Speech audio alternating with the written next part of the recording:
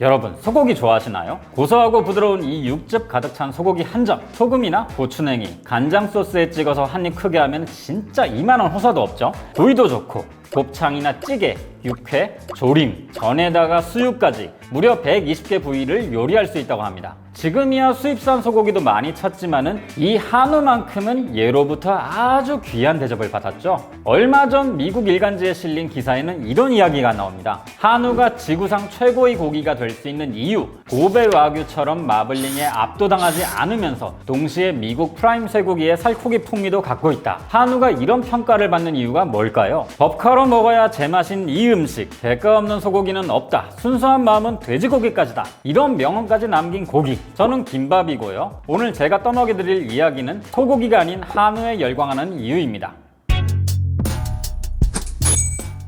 우리나라 사람들 예전부터 소고기 정말 좋아했어요. 돼지고기는 찾지도 않았죠. 음식으로서도 훌륭했지만은 소는 농경시대의 중장비이기도 했습니다. 시대를 막론하고 소는 소중한 동물이었어요. 자, 우리나라 소가 왜 비싸졌는지를 이야기하려면 이 한우의 역사부터 알아야 합니다. 근데 그냥 역사가 아니라 흑역사죠. 우리나라 사람들이 소고기에 열광하기 시작한 것은 언제부터였을까요? 고려가 몽골의 침략을 받으면서 몽골의 부마국으로 전락합니다. 고려는 원래 불교 국가라 금살 국가였죠. 고기도 잘 안 먹었고요. 그런데 부마국이 되면서 몽골의 육식 문화가 한국에 들어오기 시작했어요. 그리고 본격적으로 소고기를 즐기게 된 건 조선시대부터였죠. 소가 있으면은 농사일이 편해지니까 많이 키우게 한 건데요. 조선 초기만 하더라도 소의 도축을 금지할 정도로 소가 부족했지만은 1678년에는 하루에 도축한 소가 1,000마리라는 기록이 남을 정도로 불어납니다. 소가 이렇게 많아지니까 고기와 부속 재료를 활용한 요리법들이 슬금슬금 나오기 시작했어요. 자, 소를 열심히 키운 건 알겠고, 그럼 우리가 아는 한우는 언제부터 나온 걸까요? 때는 일제강점기, 조선우라고 불렸던 한우의 가치는 불행히도 일본이 먼저 알아봅니다. 한우는 몸집이 크고 병에 강한 데다가 고기가 맛있었거든요.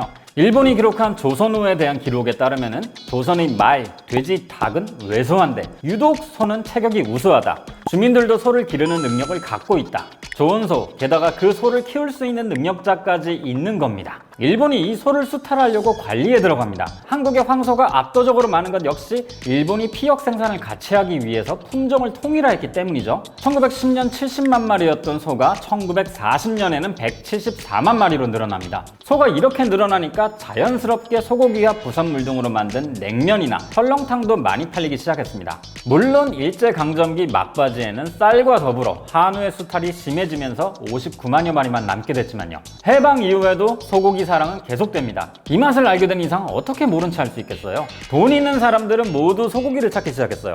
그런데 소를 키우려면 사실 굉장히 많은 돈이 들어갑니다. 사료값 변동도 매우 심한 데다가 소는 1년에 딱 한 마리만 새끼를 낳거든요. 그런데 소고기를 원하는 사람은 계속 늘어났어요. 이러니 가격은 더욱더 높아졌죠. 정부에서 소고기 가격을 통제해버립니다. 물가 관리를 명분으로 가격을 못 올리게 막는 거죠. 자, 그럼 무슨 문제가 생기냐? 소고기 파동이 일어납니다. 상인들이 손해를 보면서까지 고기를 팔 수는 없잖아요. 그러니 내장이나 기름 덩어리를 절반 이상씩 섞어 파는 일이 벌어진 거죠. 제대로 된 소고기를 사 먹으려면 암시장에나 갔어야 했어요. 이 소고기 파동이 60년대 들어서 매번 반복됩니다. 업자들 입장에서는 키울수록 손해니까 소를 안 키우는 겁니다. 해방 이후에 소의 마리수는 꾸준히 늘어났지만은 이 소고기 파동이 일어나면서 60년대부터는 오히려 줄어들기 시작했습니다. 그리고 이 파동이 절정에 달하면서 67년엔 정육점이나 식당들도 문을 닫게 됐고요.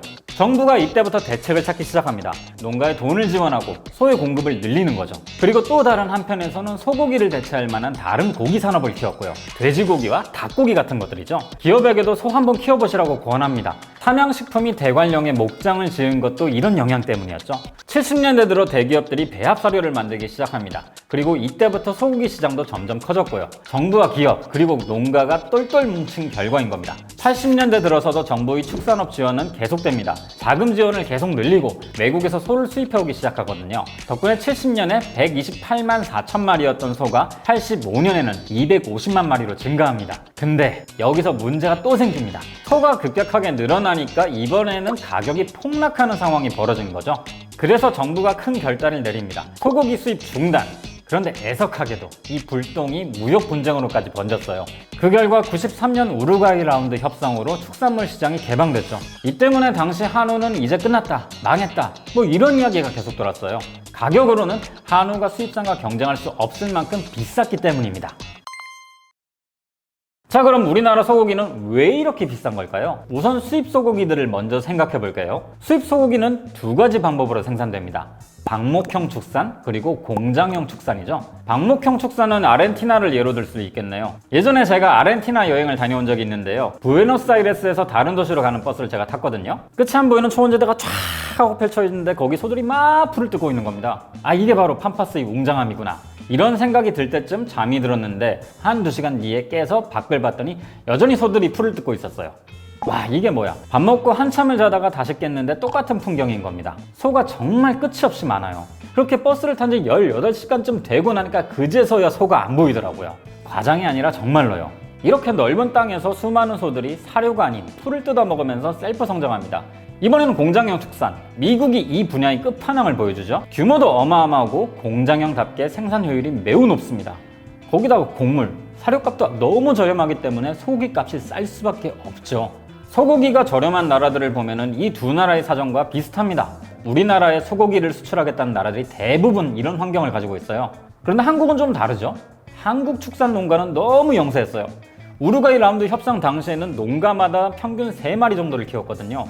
이렇게 작은 규모로 소를 키우는 데다가 수입 사료를 먹이니까 사료값도 많이 들고 새끼는 많이 낳지도 않죠. 가격으로는 도저히 경쟁이 안 되는 겁니다. 잘못하면 소 키우던 농가들이 다 망하게 생긴 거죠. 그래서 정부가 다시 작전을 짰어요. 대규모 전업농 육성 계획. 쉽게 말하면 지원금을 푸는 겁니다. 농가들이 더 많은 마리수의 소를 키우게 한 거죠. 덕분에 평균 사육수도 크게 향상됩니다. 미국 같은 곳을 따라갈 수는 없어도 나름대로 규모를 갖춰나가고 있는 거죠. 자, 이렇게 정부의 도움에 플러스 농가들이 힘을 모으기 시작합니다. 수입 소고기에 계속 밀리는데 우리가 할 수 있는 게 뭘까? 이때부터 한우의 고급화가 시작된 거죠.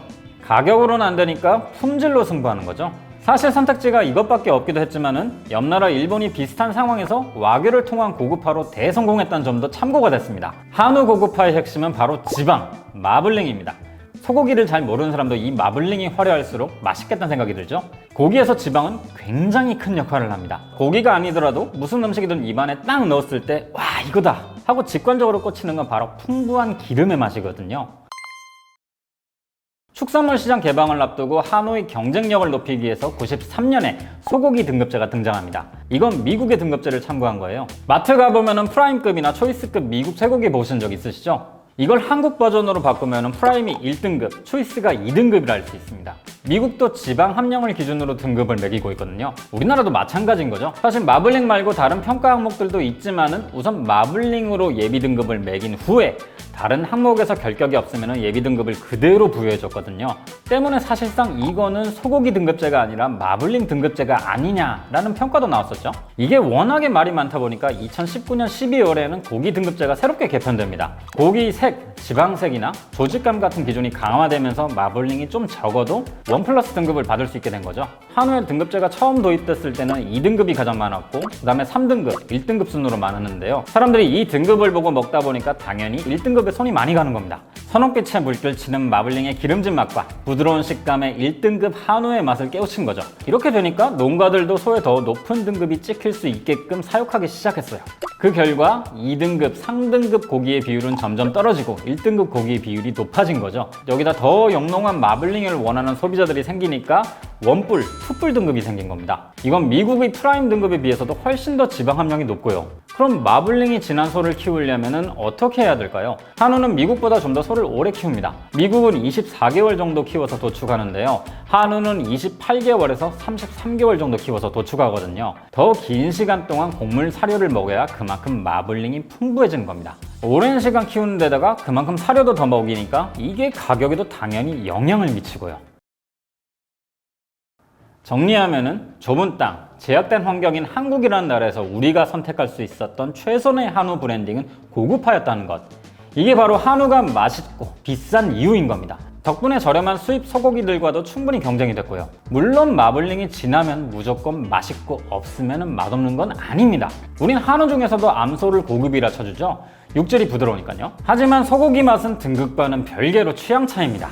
지방이 잘 껴있는 높은 등급의 한우보다 좀 더 담백한 소고기를 찾는다면 어떤 사람에겐 2, 3등급 한우나 수컷소인 유구가 제일 맛있을 수 있죠. 수입산 소고기도 마찬가지고요. 저는요, 이 소고기를 종류별로 지갑 사정에 맞게 기분에 따라 조금씩 다 드셔보라고 권하고 싶어요. 아주 옛날부터 많은 사람들이 사랑했던 소고기와 한우라는 브랜드, 여기엔 생존을 위한 농민들의 고민과 한우라는 브랜드를 차별화하기 위한 치열한 경쟁이 있었다는 것 기억하시면서 저는 다음에 다시 뵙겠습니다.